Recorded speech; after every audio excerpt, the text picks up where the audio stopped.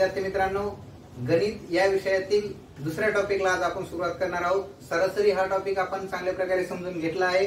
त्यावर आधारित जे आपल्याला प्रश्न क्वेश्चन बँक मध्ये जे काही एक्झाम्पल दिलेले आहेत ते तुम्ही सराव त्यांचा व्यवस्थित करा. प्रत्येक एक्झाम्पल सोडवते वेळेस सूत्राचा वापर करा. आज आपण गणित या विषयातील दुसरा चॅप्टर म्हणजे गुणोत्तर व प्रमाण हा चॅप्टर आपण आज समजून घेणार आहोत.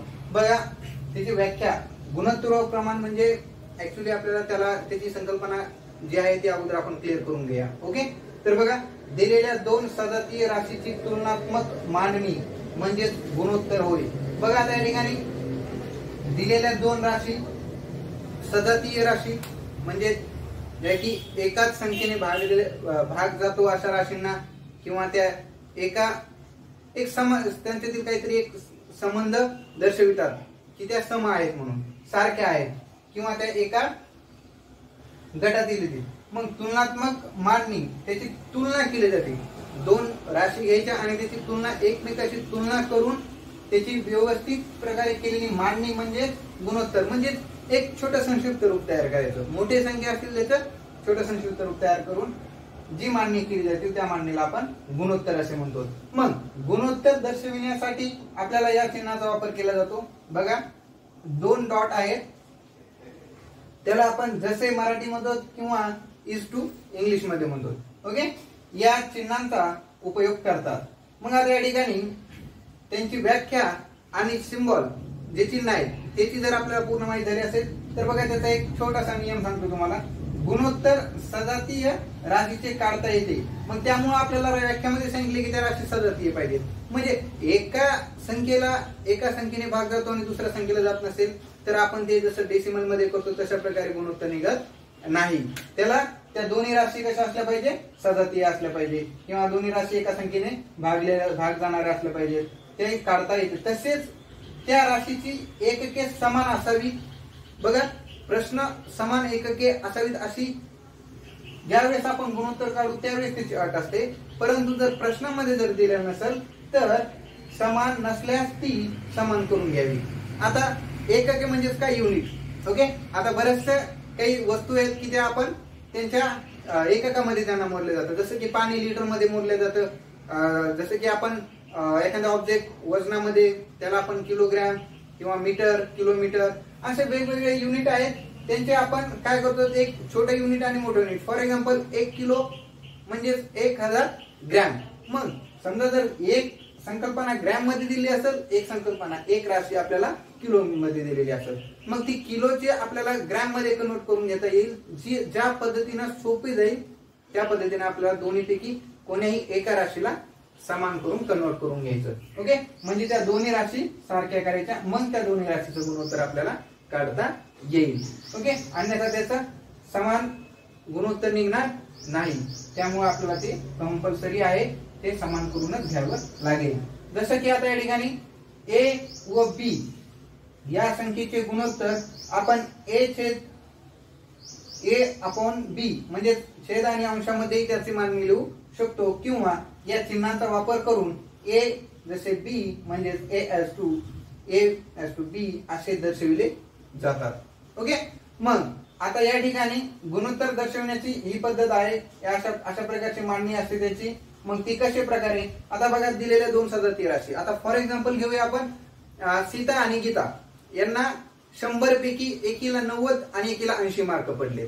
ओके, सीताला 90 आणि गीताला 80 मार्क पडले. मग सीता आणि गीता यांच्या मार्कचे आपल्याला गुणोत्तर काढायचे.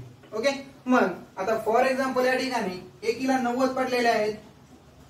उदाहरण बघत आहोत आपण या ठिकाणी या व्याख्येचं. मग 90 आणि एकीला 80 पडलेले आहेत. ओके, 100 पैकी. मग या संख्येला आपण अशा पद्धतीत मांडू शकतो किंवा अशाही पद्धतीत, म्हणजे 90/80 अशाही पद्धतीत मांडू शकतो. मग एकीला 90 आहेत आणि एकीला 80 आहेत, तर मग त्याचं गुणोत्तर काढते वेळेस त्याचा भागाकार. सगळ्यात महत्वाची एक संकल्पना क्लिअर करून घ्या, गुणोत्तर काढणे म्हणजे भागाकार करणे. ओके, कारण की हे ज्यावेळेस याची मांडणी आपण ए अपॉन ए छेद बी केलेलं आहे, म्हणजे ते भागाकार करण्यासाठीच केलेलं आहे. खालच्या संख्येने मोठ्या संख्येला भागायचं. किंवा दोन सजातीय राशी कशाप्रमाणे, जसं की आता या दोन्ही संख्येला 10 ने भाग जातो, ते सजातीय राशी आहेत. मग या ठिकाणी आपण 0 0 कट केल्याच्या नंतर किती उरतात बेटा, 9/10.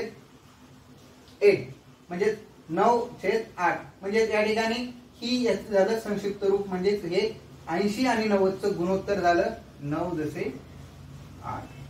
ओके, 9/8.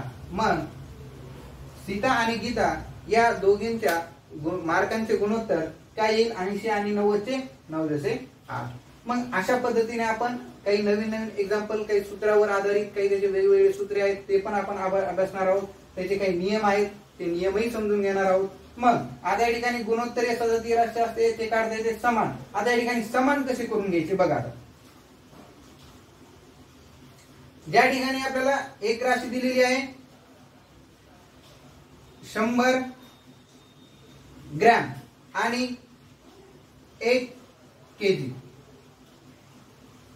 या दोन राशीचा आपल्याला गुणोत्तर काढायचं आहे. मग मला सांगा, या ठिकाणी ग्रॅम आणि केजी दिलेलं आहे. मग आपल्याला केजीला ग्रॅम मध्ये कन्वर्ट करता येतंय, ते सोपं जाईल. काय या ग्रॅमला केजी मध्ये कन्वर्ट केलं सोपं जाईल. कन्वर्ट दोन्ही करता येतात आपल्याला, कन्वर्ट करायला अडचण नाहीये. परंतु जर या छोट्या राशीला जर मोठ्या राशीमध्ये कन्वर्ट केलं तर आपल्याला ते 1000 ने 100 ला भागावं लागेल, म्हणजे ते डेसिमल मध्ये जाईल. ओके, त्यामुळे काय करूया, या ग्रॅमलाच या किलोग्रॅमलाच ग्रॅम मध्ये कन्वर्ट करून घेऊया. म्हणजे 1 केजी बरोबर किती आहे बेटा आपल्याला माहित आहे. माहिती नसेल तर पाठांतर करून घ्या पटपट. 1 केजी म्हणजे 1000 ग्रॅम, 1 केजी म्हणजे 1000 ग्रॅम. आता जसं की kilometre, metre, centimetre, metre, litre, millilitre, gram, kilogram, हे जे एकक आहेत, सेकंद, मिनिट, त्यानंतर तास, हे एकक सगळे एका नोटबुकवर लिहून तुम्ही पाठांतर करून ठेवा. कारण की हे जे छोट्या छोट्या एकक आहेत ना, ते तुम्हाला माहिती असणं खूप गरजेचे आहे. कारण की प्रश्नामध्ये तुम्हाला जर अशा प्रकारचा प्रश्न जर आला तर आपल्याला ऍक्च्युली 1 केजी म्हणजे किती ग्रॅम हे माहित असल्याच्या नंतरच आपल्याला कन्वर्ट करता येईल. त्यामुळे ते पाठांतर असणं खूप गरजेचं आहे. त्याचा चार्ट मी देईलच तुम्हाला, परंतु तुम्ही तुमच्याकडे जोपर्यंत अवेलेबल आहे तोपर्यंत पाठांतर करून घ्या असेल तर. मग या ठिकाणी आपण कन्वर्ट करून कशा प्रकारे घेणार बेटा, हे 1 केजी आहेत म्हणजे 1000 ग्रॅम. मग 1000 ग्रॅम युनिट तोपर्यंत आपण काढूया, कारण की आता त्याची आपल्याला भागाकार स्वरूपात लिहूया. 100 ग्रॅम आणि 1000 ग्रॅम अशा पद्धतीने. मग हे 0 कटले. मग याचं गुणोत्तर काय येईल बेटा या ठिकाणी, 1/10. 1/10 म्हणजे आपल्याला समान नसलं, ज्या वेळेस समान त्यांचं युनिट दिलेलं नसेल तर ते आपल्याला समान करता आलं पाहिजे. आणि समान केल्याच्या नंतरच आपल्याला गुणोत्तर काढता येते, म्हणून ते समान करून घ्यायचं. ओके, मग खालील हा पॉईंट तर तुम्हाला माहित आहे. आपण या ठिकाणी लिहितच आहोत कशा, या अशा पद्धतीने A/B म्हणजे 10/100 आणि या पद्धतीने आपण ही संकल्पना समजून घेतलेली आहे. 1/10 म्हणजे A/B. मग अशाच पद्धतीने काही 8वी स्कॉलरशिपला आतापर्यंत विचारलेले नाहीत, परंतु जर लेटेस्ट जर विचारले गेले भूमितिक प्रश्न, जसे की भूमितीवर आधारित काही प्रश्न असतात, जसे की आतापर्यंत तुम्हाला मी आतापर्यंत अभ्यासलेल्या प्रश्न कधी विचारलेले नाहीयेत, परंतु जर यावेळेस विचारले तर काही सांगता येत नाही. त्यामुळं भूमितीक रचनावर आधारित गुणोत्तर प्रमाण, जसं की वर्तुळाचे त्रिज्या आहे, चौकोनाचे बाजू आहेत, क्षेत्रफळांची त्रिज्या आहे, म्हणजे वर्तुळाचे क्षेत्रफळ आहे, परिघ आहे, यांचेही काही रूल्स व त्याचे गुणधर्म आहेत. त्या गुणधर्म पाठ असतील तर आपण ते 1 मिनिटाच्या आत आपण ते प्रश्नाचं उत्तर सॉल्व्ह करू. ते गुणधर्म मी तुम्हाला देतोय. आता हे बघा.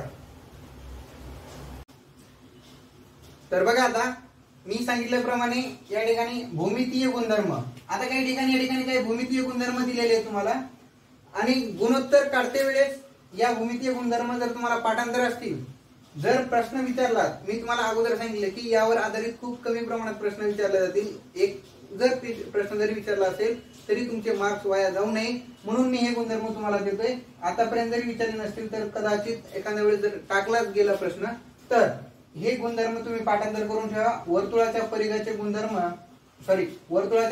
गुणोत्तर हे त्रिज्येच्या गुणोत्तरा एवढे असते. आता प्रश्नामध्ये जेवढं गुणोत्तर दिलेलं आहे, जेवढी त्रिज्या दिलेली आहे तेवढं त्याचं गुणोत्तर असतं. वर्तुळाच्या क्षेत्रफळाचे गुणोत्तर हे त्रिज्याच्या गुणोत्तराच्या वर्गाच्या पटीत असते. प्रश्नामध्ये तुम्हाला त्रिज्या दिलेली असते, मग त्रिज्याच्या गुणोत्तराच्या वर्गाच्या पटीत असते. चौरसाचे आयत, चौकोन, षटकोन इत्यादींचे क्षेत्रफळ हे त्यांच्या बाजूच्या वर्गाच्या दुप्पट असते. बघा त्यांच्या बाजू दिलेल्या असतात, त्या बाजूच्या वर्गाच्या दुप्पट त्यांचे गुणोत्तर असतं. मग चौरसाच्या क्षेत्रफळाचे गुणोत्तर हे त्यांच्या बाजूच्या वर्गाच्या पटीत असते. म्हणजे हे एकंदरीत हे जे 4 तुम्हाला नियम गुणधर्म दिलेत मी, हे गुणधर्म तुम्ही पाठांतर करा. आणि जर ज्या वेळेस आपण प्रॅक्टिस एक्झाम्पल घेऊ त्यावेळेस मी प्रत्येक गुणधर्मावर तुम्हाला एक्झाम्पल घेणारच आहे. प्रत्येक गुणधर्माचा एक्झाम्पल घेतल्याच्या नंतर तुम्हाला समजेल की कोणता गुणधर्म कोणत्या एक्झाम्पल मध्ये सूट होतो किंवा बसतो. मग या ठिकाणी तुम्ही फक्त याचा स्क्रीनशॉट काढून घ्या आणि नोटबुकवर नोट डाऊन करून तुम्ही हे पाठांतर करून घ्या. ओके, चला तर आपण आता गुणोत्तर व प्रमाण यावर काही बेसिक जे इन्फॉर्मेशन ते घेतले आहेत, त्याचे काही 2-3 एक्झाम्पल महत्वाचे सूत्र आहेत, ते मी सूत्र तुम्हाला देतो आणि लगेच आपण प्रश्न सोडून घेऊया. तर सूत्र बघा, या ठिकाणी आपल्याला 4 संख्या प्रमाणात असतील तर ज्यावेळेस गुणोत्तर व प्रमाण काढते वेळेस काही संख्या प्रमाणात आहेत, त्यापैकी कोणती संख्या येईल, 2-3 संख्या दिल्या जातात, 3 संख्या दिल्यानंतर x दिलं जातं किंवा एखादी संख्या दिली जाते, ती संख्या आपण आता फाइंड करा. मग त्यावेळेस जर 4 संख्या दिलेल्या असतील तुम्हाला, जसं की आता या ठिकाणी सांगतो मी a b c आणि d, समजा या 4 संख्या दिलेल्या आहेत. आपण यावर आता हे जे पहिली संख्या गुणिले चौथी संख्या बरोबर दुसरी संख्या गुणिले तिसरी संख्या, हे सूत्र कशा प्रकारे तयार होतं ते बघूया. 4 संख्या दिलेल्या आहेत. मग ज्यावेळेस 4 संख्या दिलेल्या असतील त्यावेळेस आपल्याला पहिलं पद आणि शेवटचे पद म्हणजे पहिली संख्या आणि शेवटची म्हणजे चौथी संख्या यांचा गुणाकार करायचा आहे. ओके, आणि बरोबर दुसरी संख्या गुणिले तिसरी संख्या म्हणजेच b गुणिले c या 2 संख्यांचा गुणाकार करायचा. म्हणजे या ठिकाणी आपल्याला कोणतीही 3 संख्या दिलेल्या असतील तर चौथी संख्या अशा प्रकारे फाइंड करता येते. म्हणजे जर 4 संख्या दिलेल्या असतील तर हा सूत्र लक्षात ठेवा. शॉर्ट मध्ये दिलेले मी या ठिकाणी संख्या म्हणून नाव, या ठिकाणी पहिली संख्या गुणिले चौथी संख्या, दुसरी संख्या गुणिले तिसरी संख्या म्हणजेच a गुणिले d बरोबर b गुणिले c. ओके, हा झाला पहिला फॉर्म्युला आपला या ठिकाणी प्रमाणात संख्या काढण्याचा. तर आता दुसरा फॉर्म्युला बघा. या ठिकाणी दुसरा फॉर्म्युला समजते वेळेस पहिल्या आणि शेवटच्या संख्यांचा गुणाकार हा मधली संख्या असते, मधल्या संख्याचा वर्ग असतो. बघा ज्यावेळेस 3 संख्या प्रमाणात असतील, ओके, ज्यावेळेस 3 संख्या प्रमाणात असतील आणि त्या आपल्याला दाखवायच्या तर त्या दाखवत्या वेळेस यावेळेस पहिल्या आणि शेवटच्या संख्यांचा गुणाकार करायचा. ओके, पहिली संख्या आणि शेवटची संख्या या संख्यांचा गुणाकार करून हा गुणाकार मधल्या संख्यांचा वर्ग असतो. जी मधली संख्या असते, 3 संख्या असतात म्हणजे मधली संख्या असणारच. ओके, मग त्या मधली जी संख्या असते ती बाजूच्या 2 संख्यांचा वर्ग असतो. ओके, मधली संख्या. मग या ठिकाणी आपण असं म्हणू शकतो, या ठिकाणी a b c म्हणजे ह्या शेवटच्या 2 संख्या a गुणिले c बरोबर b चा वर्ग. ओके, a गुणिले c बरोबर b चा वर्ग.